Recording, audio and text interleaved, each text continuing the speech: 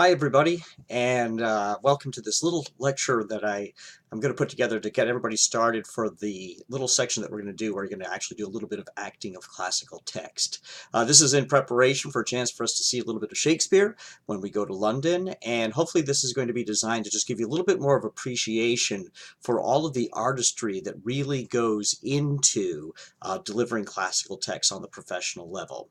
There's the other video on there that's going to go into a little bit more explanation of iambic pentameter, but I'm going to cover a little bit of that as well as some of the other elements of classical text. So let me just get our slideshow going here.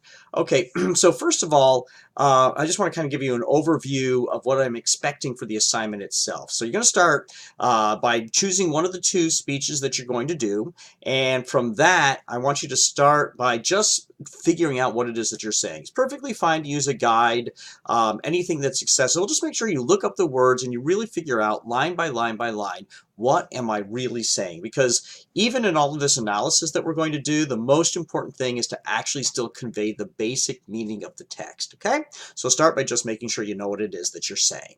Next, we're going to actually start to analyze the text, and this is when we're going to really get into other elements like the meter, that is the scansion, the iambic pentameter, as well as a lot of other elements here. Now, when you're doing the analysis of just the scansion, I'll go over that a little bit more specifically, just so you can work it right off of the Word document. I just want you to bold the stressed words and then leave the unstressed words or syllables just in regular text. Much easier than doing the slash marks and the sort of the half smiles, which we normally do when we're handwriting an analysis of text in the theater, but that'll allow you just to do everything very easily on a Word document. Okay, so you're going to analyze it, you're going to figure out and make some choices dealing with meter and scansion.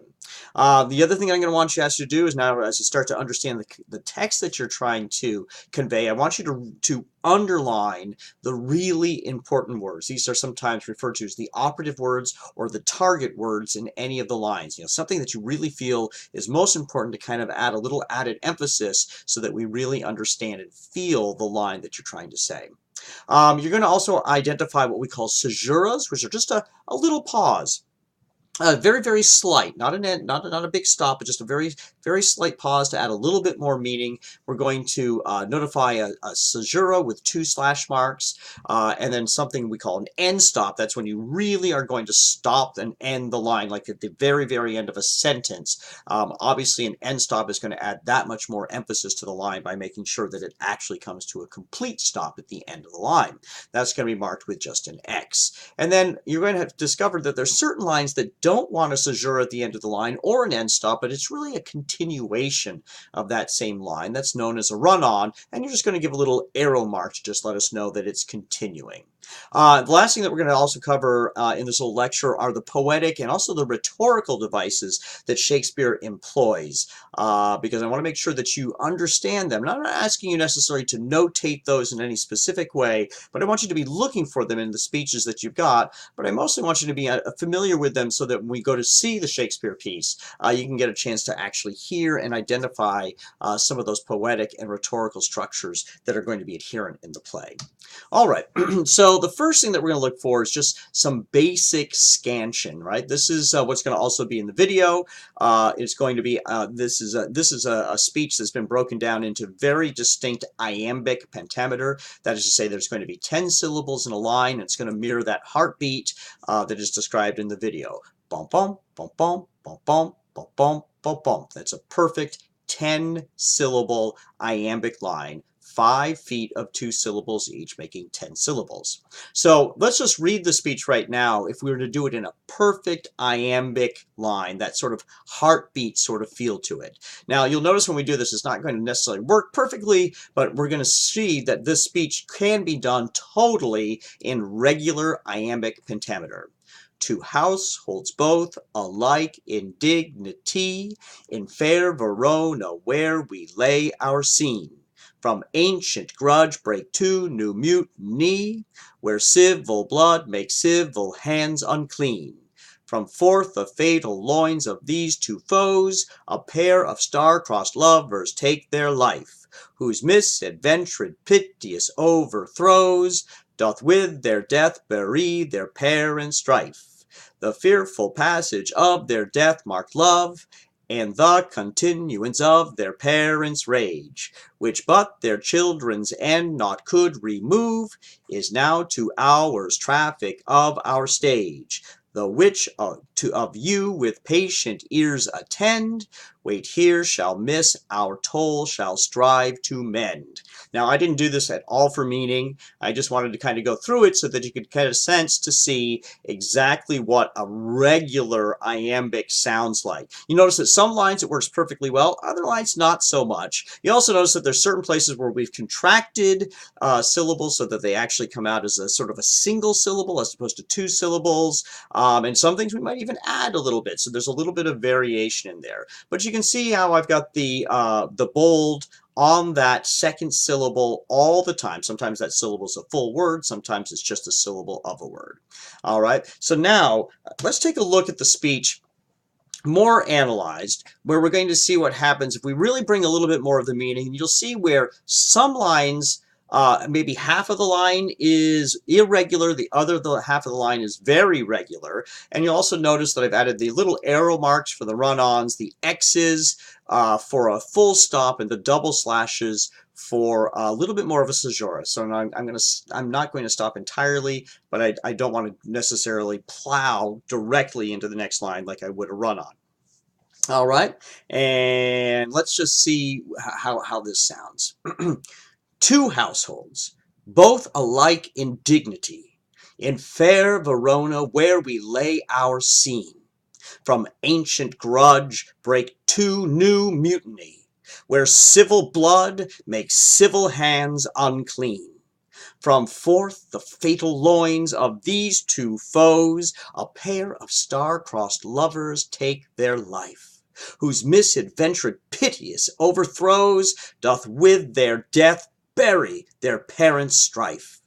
The fearful passage of their death-marked love, and the continuance of their parents' rage, which but their children's end not could remove, is now to ours traffic of our stage. The which of you with patient ears attend, what here shall miss, our toll shall strive to mend. So here we've added more sense, but I've also paid very close attention to the way that I analyze the speech so that the important words kind of come out the way they're supposed to come out, and also certain words that just don't really make a whole lot of sense if the stress is in the wrong place. So a little bit of common sense, but a little bit of artistry too. And there's many, many different ways one might analyze the speech. But one thing that you notice is that sometimes when there's irregular lines, then when we go into the iambic has a real sort of urgency and rhythm to it. So by changing the rhythm, you sort of add more emphasis when it becomes very rhythmic. And this is partly of what Shakespeare is really out to do. And when he becomes irregular, he's sending clues to the actors of sort of an emotional quality that he wants that's different from when he has the line very, very regular. Now, you'll notice in Shakespeare's earliest plays, they tend to be far more regular than irregular. Romeo and Juliet's relatively early on. But you can get into the later plays, like The Tempest, for instance, where he still uses a fair amount of verse text. He starts to get much, much more irregular and is much more selective of when he's going to go with a really, really regular iambic pentamic line. All right, so I'm just going to add a couple of other terms that are sort of related to scansion, and just to give you a little bit of a sense of what's going on in the poetry that Shakespeare is really infusing into this text. For instance, when he's really using a short line, that is to say it's less than 10 syllables, there sometimes is a more gravity in that strong emotion. Sometimes if the line is short, maybe it's only 4 syllables, the actor is going to make a decision on whether to make that long that long just lasts longer, so it lasts 10 beats, or maybe just do the 4 beats as it would be in whatever rhythm is set up, and then simply don't speak. That's like a huge end stop. So where the actor actually will pause for maybe well, if it's a 4-beat line, we'll be pausing for 6 beats before moving on into the next line of text. So Shakespeare is infusing, he's giving some sort of stage direction there, and a very intuitive actor and director are going to pick up on these clues that Shakespeare has embedded into the text. Now, if it's a very long line, sometimes more than 10 syllables, sometimes there's a sense of urgency, or being rushed, or being flighty, or flabbergasted, or any number of the emotions that might come from really being rushed along as you try to cram those maybe 11, 12, maybe even 13 syllables into a metric line that's intended for only 10. We already talked about the caesuras, just sort of that natural pause in the phrasing. And you can see a couple of places where you can tend to sometimes find them. In most cases after a second or third syllable. I don't know. These are just some things that are maybe little clues, but I don't put too much stock in them. The end stop, as we talked about, is where we really want to make sure that we bring things to an end, and that's usually going to be obviously where there's a period at the end of the statement. And we also talked about the run-on, where there's really a sense that the line just keeps going, and we really don't want to add any pause to it. Once again, we want to be identifying those operative or targeted words, the ones that make the most sense. These are going to normally be verbs, but not always. So when we sometimes refer to a line that has a stressed end, which is how a normal iambic line ends, that we can refer to that as a male ending. Iambic pentameter works in such a way that the end line always has an extra power to it. That's one of the reasons why the poetry works particularly well for dramatic work. And then the female ending is thought of as going to be an ending that is an unstressed last syllable. We talked a little bit about elision. That is to say, sometimes we're going to actually sort of contract 2 words or 2 syllables into a single syllable in order to make it work well within the iambic line. So we sometimes will make a decision on whether to contract or not contract, depending on how we interpret the line and how much irregularity or irregularity we want to do with that particular line. The last thing that I do want to sort of bring up, oops, I think that might be in the, oh right, so it's on the bottom of the sheet. When we have a word that ends with an ed, usually the editors of text are going to make this decision for us. They will take the e out if they don't want it pronounced. They'll keep the e in if they want ed pronounced at the end of the line. So here we've got Romeo is banished, as opposed to Romeo is banished. If the editor thought, you know what, this really needs to be just a 2-syllable word, they would take that e out and probably put just a little hyphen d, so it would be banished as opposed to banished. But if you see ed, normally speaking, you're supposed to pronounce it as ed. All right. So now we're going to take a look at some of the poetic and rhetorical devices found in Shakespeare's verse. We'll also find a lot of this in the prose as well, but because we're looking at the most poetic of his structures, the verse text, we're going to take a look and see at a couple of things to be on the lookout for. Alliteration is something that Shakespeare uses a lot. Alliteration is using consonants normally to start words and using a number of them in order to sort of, again, give sort of an added dramatic essence to the text. So here we'll notice the P's, the S's, and the M's in the speech. This is from Henry V. And tell the pleasant prince, this mock of his hath tuned his balls to gunstones, and his soul shall stand sore charged for the wasteful vengeance that shall fly with them.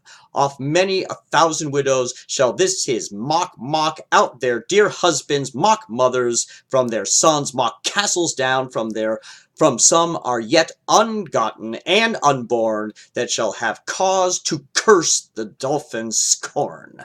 Now he threw a couple of vowels in that alliteration as well. But if you kind of look at sort of like cause, curse, scorn, you get a sense of just the taunting nature of this particular speech. It's meant as mocking. It's meant to torment. And the alliteration adds to that sort of feel. Now, the next little speech is from Midsummer Night's Dream. You'll notice that we have all of these H's. This is Helena speaking after Dmitri just left her in the woods. For ere Demetrius looked on Hermia's eyne, he hailed down oaths that he was only mine. But when this hail some heat from Hermia felt, so he dissolves and showers of oaths did melt. Just starting to do those H's, you almost start to hyperventilate a little bit. I mean, she's on the verge of tears. She's also pouting a little bit. And here again, Shakespeare is using those first letters to sort of instruct the actor a little bit about where he senses the emotional qualities of this particular speech. So as you're going through the speeches that you're working on, but also in the play that we're going to see, let's be on the lookout for uses of alliteration. Antithesis is a really crucial element for just understanding what the heck some of these lines are about. Basically, all antithesis is when we're setting one word against the other, and here's some great examples from Romeo and Juliet. So let's just take a look at the first line. Yet tell me not for having heard it all. So you'll notice that tell, to speak, is set off against heard, not, as in nothing, is set against all. Yet tell me not for having heard it all. So we want to bring out those words in order to understand how they play against each other. Here's much to do with hate and more with love, right? So much goes against more, hate against love. Why then, oh brawling love, oh loving hate. Again, double antithesis, brawling going against, well actually in this way they kind of work either way. Brawling to love, loving to hate. We can also look at them as brawling, loving, love, hate, either way. Of anything, of nothing, first create. Anything against nothing, that's a single antithesis. Oh, heavy lightness, serious vanity. So here we've got heavy against lightness, serious against vanity. That's definitely the way that particular antithesis works, right? We see 1, 2, and 2. So antithesis is a device, a poetic device that Shakespeare uses a great deal. And if the actor can bring the antithesis out, it helps us in the audience not only grab the meaning, but also sort of appreciate the poetic structure that exists in the text. Shakespeare is a great fan of puns, although sometimes they're not always funny, as I've noticed. This is one of the most famous lines from Romeo and Juliet. Ask for me tomorrow and you'll find me a grave man. That's after Tybalt has managed to get himself stabbed in the duel with Romeo. And then finally, actually, no, I'm sorry, that's Mercutio who has gotten stabbed by Tybalt. Glad I made that correction. And then, you know, sometimes he has multiple puns off a single word. A word that's used a lot in Shakespeare is the word will, which can be William, as in William Shakespeare, determination, sexual appetite, or in Elizabethan times, the sexual organ. So puns are used a great deal, sometimes very purposely to be funny, and sometimes purposely to contrast, using humor to contrast the depth of the situation. Ladders are another poetic device that again kind of instructs the actor how to address the speech. The idea of a ladder is that you have a line and there's something in the sense of it that tops it in the next line and tops it and tops and tops it until it kind of reaches a peak. Sometimes that peak is the end of the ladder. Sometimes you get to the top of the ladder and actually the last line sort of undercuts the whole thing. Let's look at this little speech from As You Like It. This is Rosalind. Oh, I know, sorry, let me start that again. Oh, I know where you are. Nay, 'tis true. There was never anything so sudden, but the fight of 2 rams, and Caesar's tyrannical brag of, I came, saw, and overcame. For your brother and my sister no sooner met, but they looked, no sooner looked, but they loved, no sooner loved, but they sighed, no sooner sighed, but they asked one another the reason, no sooner knew the reason, but they sought the remedy, and in these degrees they have made a pair of stairs to marriage, which they will climb incontinent, or else be incontinent before marriage. They are in the very wrath of love, and they will together clubs cannot part them. Now, this actually isn't iambic. This is actually a prose line. But ultimately, even in this speech, you can really get a sense of that sort of stepstone of the ladder. Let's just take a look at it again. So it really starts with no sooner met, but they looked. No sooner looked that they loved, no sooner loved but they sighed, no sooner sighed but they asked the other the reason, no sooner knew the reason but they sought the remedy. So up, up, up, up, up. That time I kind of went down a little bit for sought the remedy, which is the end of that ladder structure. You also notice that incontinent is used ultimately in a pun manner in this particular scene. All right. One other thing that's sort of interesting about Shakespeare, something that you don't have to worry about so much in this assignment, but I wanted to just sort of bring it to your attention, is that Shakespeare often embeds stage directions into the dialogue itself. Because this is because in Shakespeare's day, they didn't really have directors. It really was just the producer, and the producer usually just was an actor who also often took the main role in the production. One of the people that actually was putting money into the production, along with those other people, but there really was no director. So if the playwright really had things he wanted to have happen, he really had to put it ultimately into the text itself. So here we see, like, if I profane with my unworthiest hand, he kind of is going to be showing his hand there. This holy shrine, there's a sense that he's taking her hand for that. The gentle fine is this: my lips to blushing pilgrims ready stand to smooth the rough touch. We've got a little bit of antithesis here with a tender kiss. He offers the kiss. You can read through the rest of this, but you can get a chance to see how the scene, based upon what the characters are actually saying, is really telling the actor or the director exactly what should be happening stage direction wise within the scene. Okay, and let's see. Oh, just one other thing to be on the lookout, particularly in the comedies, is the use of rhymes. Although it's not restricted to the comedies. Here, just as that same speech, you'll notice that we've got sort of an AB CD structure, as like alternates until the end. So we've got hand to stand, this to kiss, much to touch, this to kiss. And then to do, prayer, despair, and then at the very end, what we call the rhyming couplet. That is to say, two lines that both have their last words that rhyme together. This particular structure is very, very effective. The director and the actor will make the decision of how much they want to bring that rhyme out. Every director is a little bit different in sort of what their sensibilities are. And so just be on the lookout for when we go to see our production that we're going to see, what kind of use of rhymes are used, and whether or not the director has made the decision whether or not to make them really, really prominent or not. Okay, so that's pretty much all I've got to say. Just make sure that you do watch the video if you haven't watched it. It's really enjoyable, but it really talks about iambic pentameter in a very fun and insightful way.